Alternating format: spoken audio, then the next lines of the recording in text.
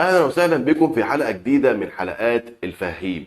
البنك الاهلي المصري النهارده يوم 25/7/2023 اصدر شهادتين جداد بالدولار الامريكي، يعني شهاده دولاريه، شهاده فورا الدولاريه وشهاده الاهلي بلس الدولاريه، ذو العائد 9% سنويا وذو العائد 7% سنويا. وان شاء الله من تاريخ بكره اللي هو 26/7/2023 تقدر انك انت تشتري الشهادات دي. ولكن هفهمك ان شاء الله في الفيديو ده مين اللي يقدر يشتريها، مين اللي يقدر يستنفع بيها، وايه هي مميزات الشهادات ديت وكل حاجة، والعائد بتاعها ايه، وهل العائد ده بالدولار ولا بالمصري. كل حاجة تخص الشهادتين الجداد اللي اصدرهم البنك الاهلي المصري ان شاء الله هعرفها لك في الفيديو ده. ولكن لو انت اول مرة تشوف الفيديو ما تنساش تدعم القناة بتاعتنا بالاشتراك فيها، وتدعم الفيديو ده باللايك والشير، وسيب لنا تعليق، انا برد على كل التعليقات. ومن غير كلام كتير يلا نخش على التفاصيل.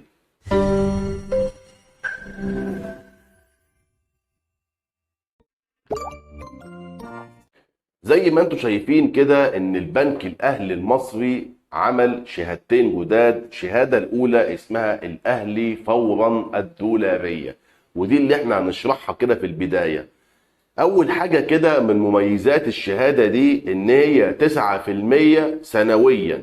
والشهادات دي يا جماعة بتكون شهادات بالدولار. يعني ايه؟ يعني ما ينفعش تروح تشتريها بالجنيه المصري، لازم يكون معاك دولار او عند حضرتك حساب دولاري داخل البنك الاهلي المصري.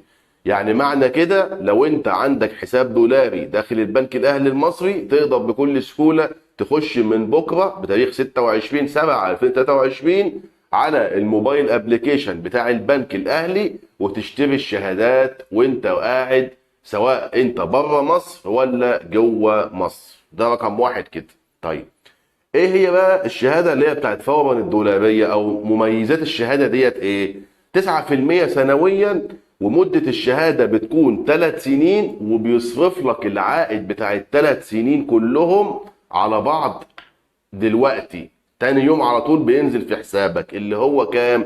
9% في 3 سنين ب 27%. بيدي لك ال 27% على المبلغ بتاعك اللي انت اودعته كله على بعضه كده، بتاخده مقدم.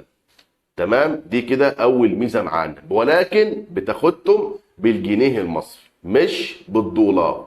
يعني انت بتودع الوديعه بتاعتك بالدولار لو انت راجل بره مصر او مغترب او في اي دوله اجنبيه، بتقدر انك انت تودع الوديعه بتاعتك من داخل ابلكيشن البنك. لو انت عميل في البنك الاهلي ومعاك فيزا دولاريه او حساب دولاري بتقدر تودع وتشتري الشهاده.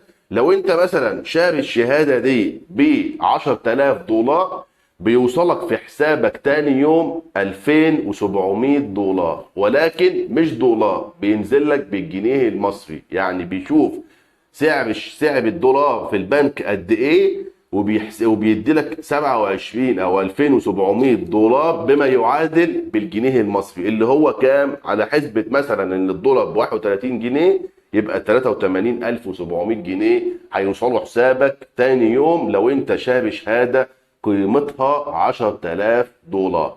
ولكن استرداد شهاده فورا الدولاريه بعد الثلاث سنين ما يخلصوا بترجع لك بالدولار. يعني انت اودعت 10000 دولار النهارده، تاني يوم هيوصلك في حسابك بما يعادل 2700 دولار امريكي، اللي هو بما يعادل بالجنيه المصري. ال 2700 دولار هتشوفهم بقد ايه مصري، وبيحسبه لك الحسبه ويبعتهم لك مره واحده على طول بتاع الثلاث سنين مره واحده.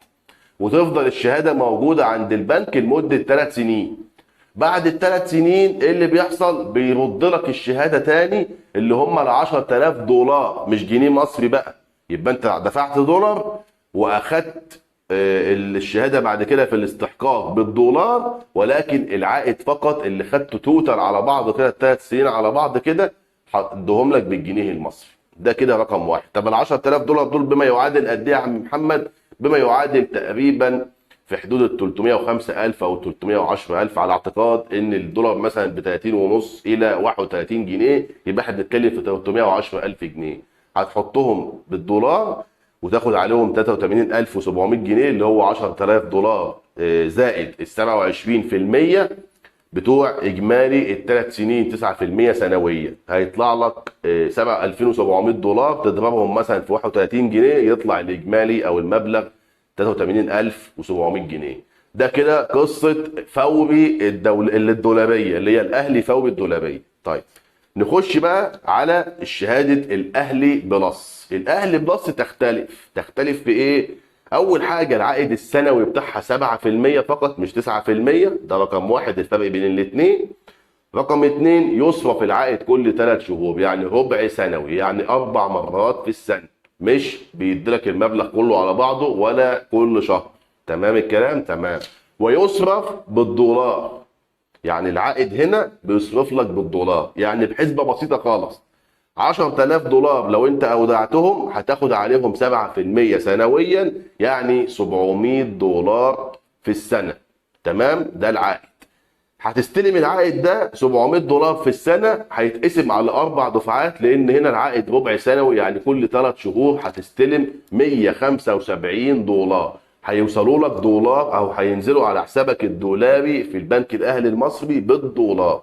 طيب ال 175 دولار دول يا عم محمد في حسبه كام يعني بالمصري؟ في حدود 5400 5500. تمام الكلام؟ كل 3 شهور. يبقى هنا الفرق بين الاهلي بلس والاهلي فوري، الاهلي فوري 9% وبتاخد العائد الثلاث سنين كله مره واحده بالجنيه المصري في اول مره، والعائد الاهلي بلس بتاخد 7% ولكن بيتصرف لك كل 3 شهور وبتستلم العائد بالدولار. وبرضه الاستحقاق بتاعت الشهاده ال 7% اللي بتاعت الاهلي بلس بتستحققها بالدولار، يعني بتستردها بعد ال3 سنين بالدولار، والشهادتين لمده 3 سنين.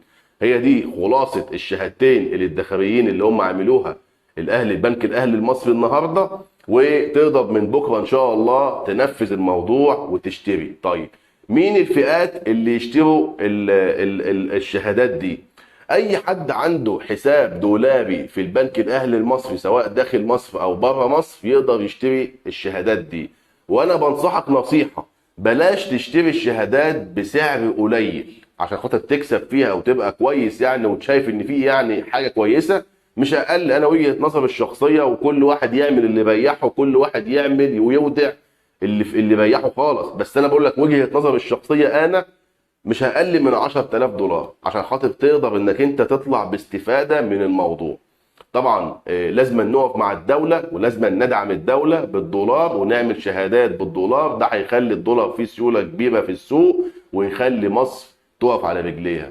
لو انت وصلت لحد هنا ما تنساش تشترك في القناه وتفعل زر الجرس على الكل، ولو في اي سؤال عندك سيبولي في التعليقات، واعمل لايك للفيديو ده وشير الفيديو ده. اشوفك ان شاء الله في يوم جديد وفي معلومه جديده.